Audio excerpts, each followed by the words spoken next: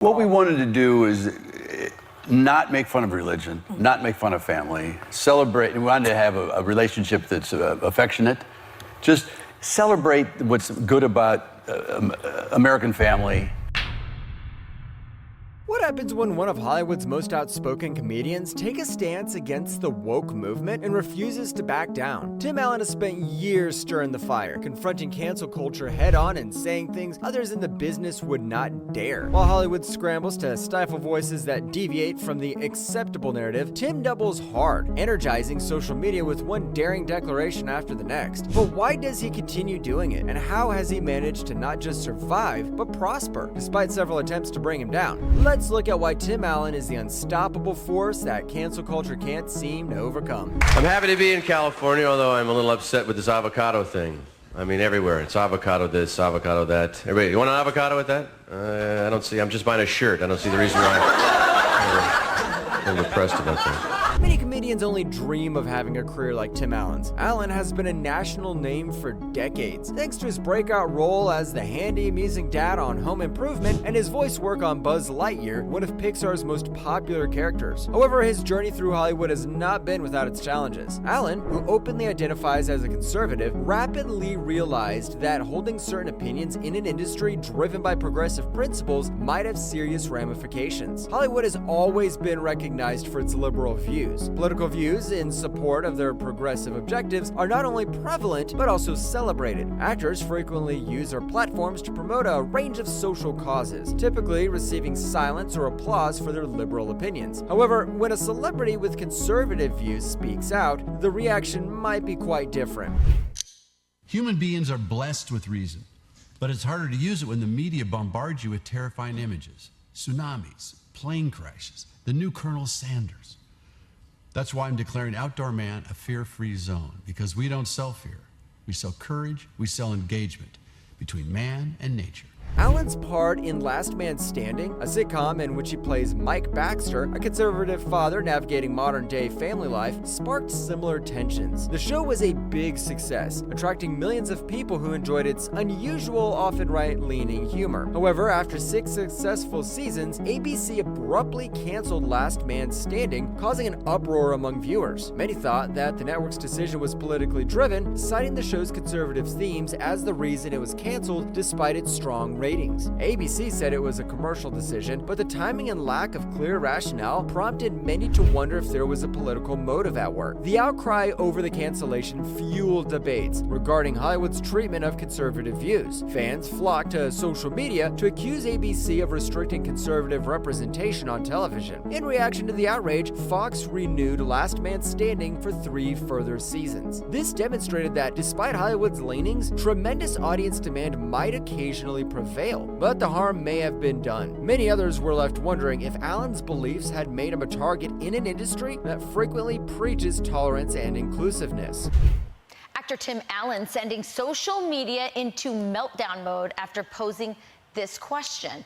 Who is the face of woke? Do wokies have a clubhouse in someone's backyard, or maybe a cute yet safe playpen somewhere?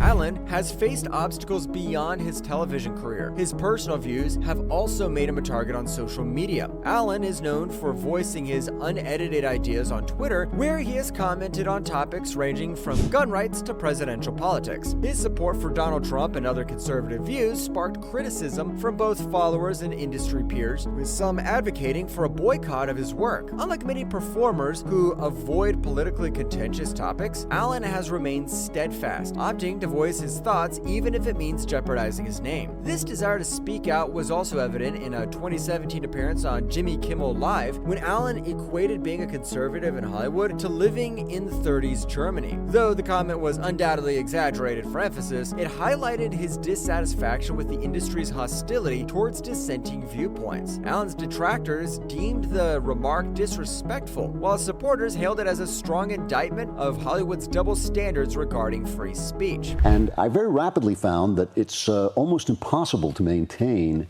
a career in Hollywood while being openly conservative. You know, you don't really get blacklisted in Hollywood, you get graylisted.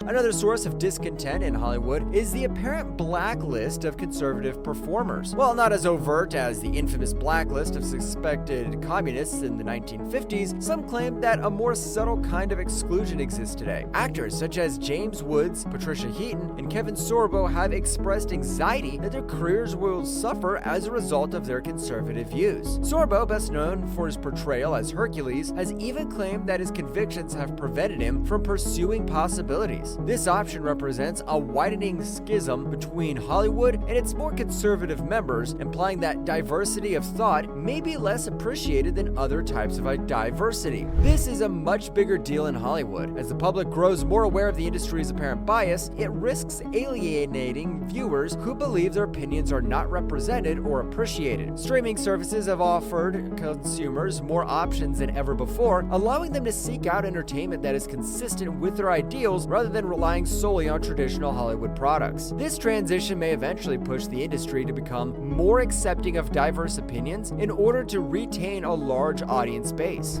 If a government drove by down the street with like a gray sedan with a camera on it, you'd be rioting, going to Washington. But if it's white with emojis and Google on it, yay, you're waving at it. They're taking pictures of your house.